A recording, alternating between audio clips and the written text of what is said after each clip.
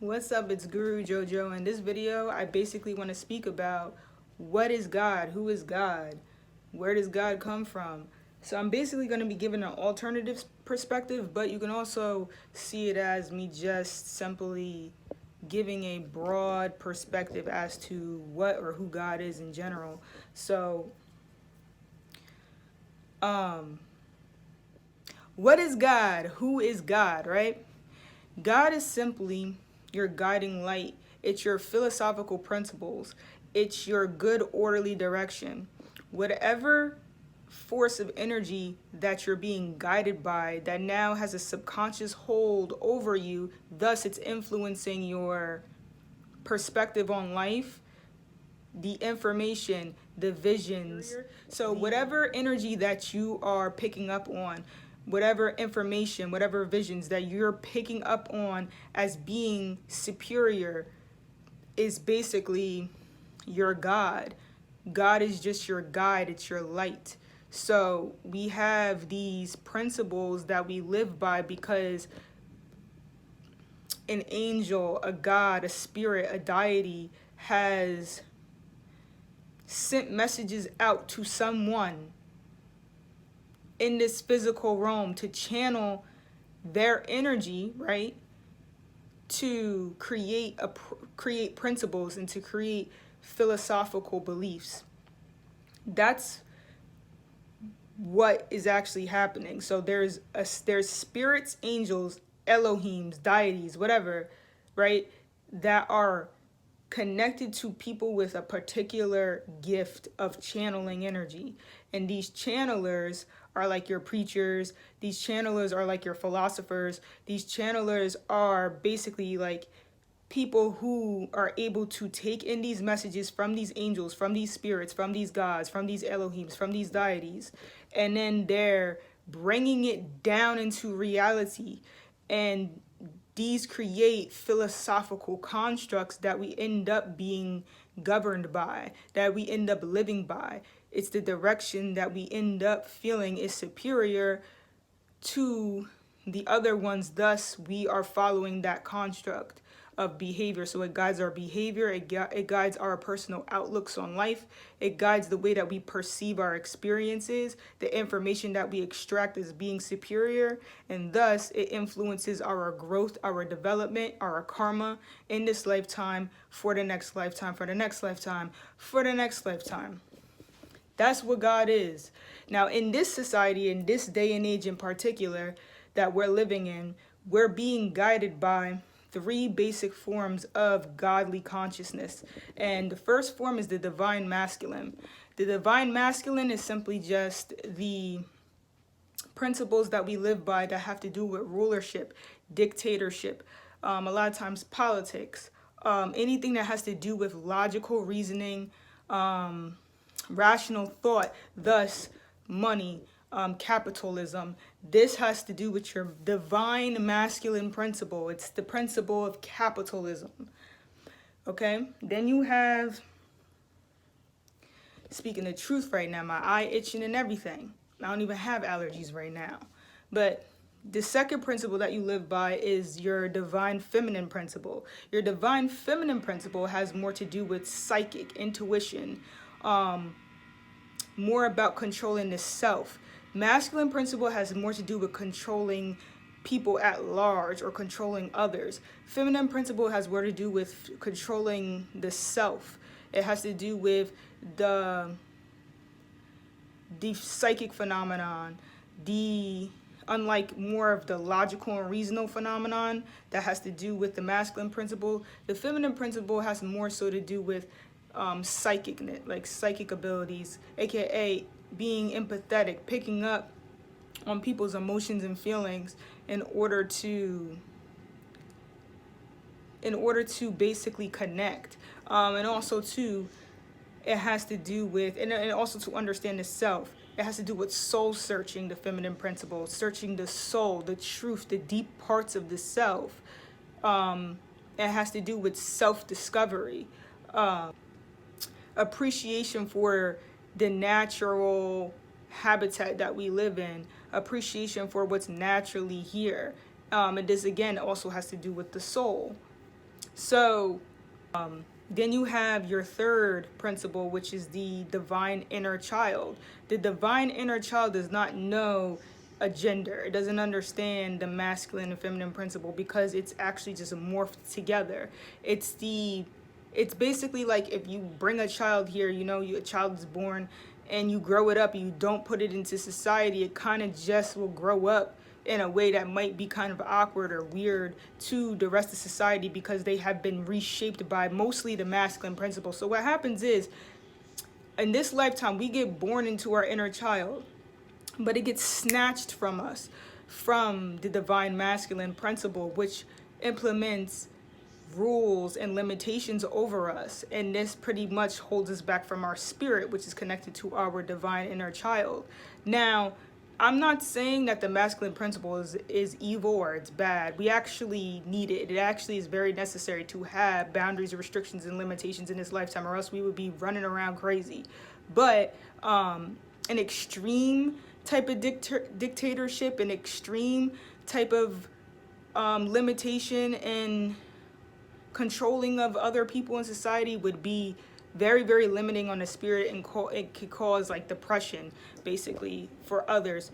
But at the same time, the feminine principle is also starting to grow and become a bigger thing, but it's less popular. Like in today's society, like I was saying, most things are being, like, regardless of what it came from, it's being constructed under the divine masculine principle, meaning that things today like religion and spirituality they're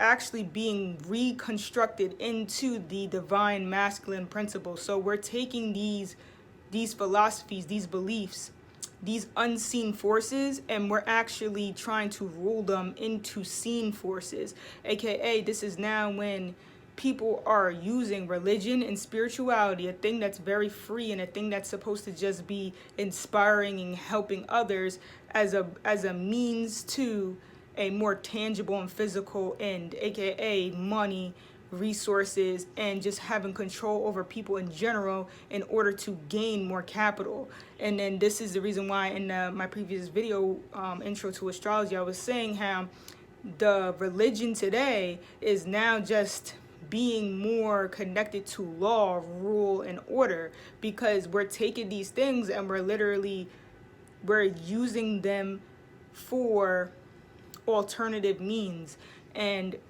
it's not right. Like, in my opinion, that is messed up because it's corrupt, but it is what it is. That's our society anyway.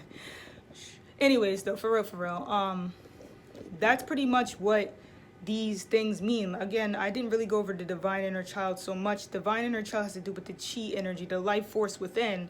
It has to do with the principles of balance and the principle of not knowing like what is more superior, or more what is more oppressed. It's more so about just being the middle between the two, or balancing the two out, and connecting with the true self, which is the balance of yin and yang energy.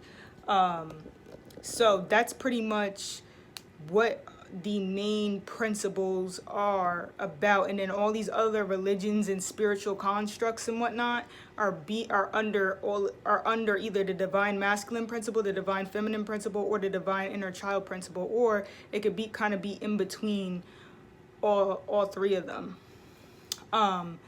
At the same time, there was something else I want to mention. I may not necessarily remember it. So the main thing is anything to do with the divine masculine principle has to do with logical reasoning, and more so like rational reasoning. So meaning that it makes sense as to why you want to do something based upon practical means, aka like making a living, making money, which there's nothing wrong with that. It's when it becomes extreme and that becomes the only motive. And then there's the divine feminine principle, which is more about connecting with the soul's true purpose, self-discovery, and going within and learning about the self by just looking within and seeing God through within.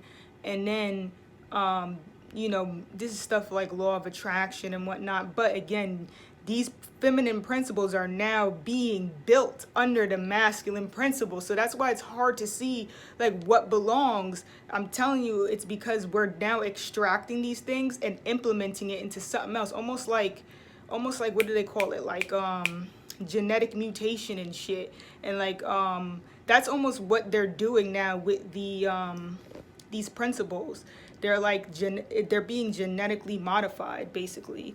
So that's pretty much oh yeah, and then I'm sorry, I'm all over the place. I hope this is organized.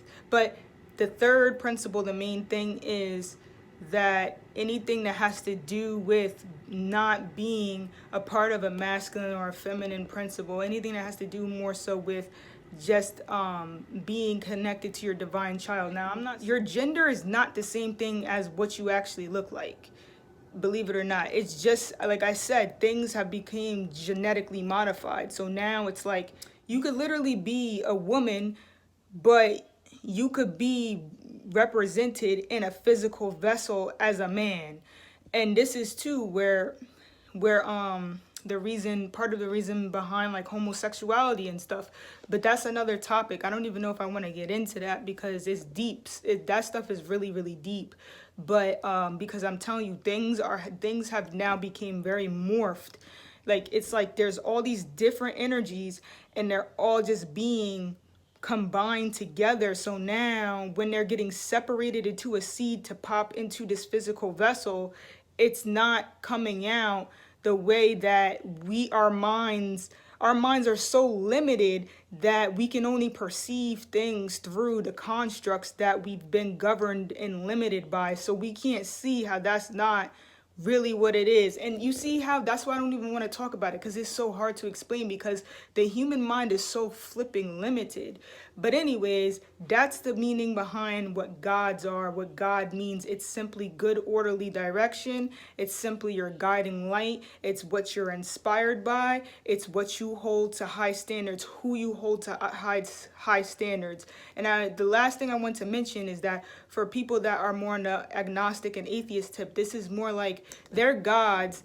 They don't, even though they may not believe in God or anything that has to do with the unseen, their gods are being connected to only what's seen, meaning that their gods are anything that they take pleasure in, any type of tangible thing that they hold high values and they invest in and they hold high standards to. So this could simply mean a television program. This could simply mean money. This could simply mean a credit card. This could simply mean clothes, a brand of clothing. This could simply mean a person who's really attractive and appealing to them. So you see how their gods are being constructed now by lower values. So, and then the other principles of gods, which I explained, are being they're being initially backed and supported by higher values. But again, like I'm saying, all these things are becoming morphed now. They're becoming all morphed together. So it's hard to really see the reality of it, and it's hard to now categorize things because everything has become one. So that's the main thing I'm trying to say. But for now, peace, love, and light, shine bright, and deuces.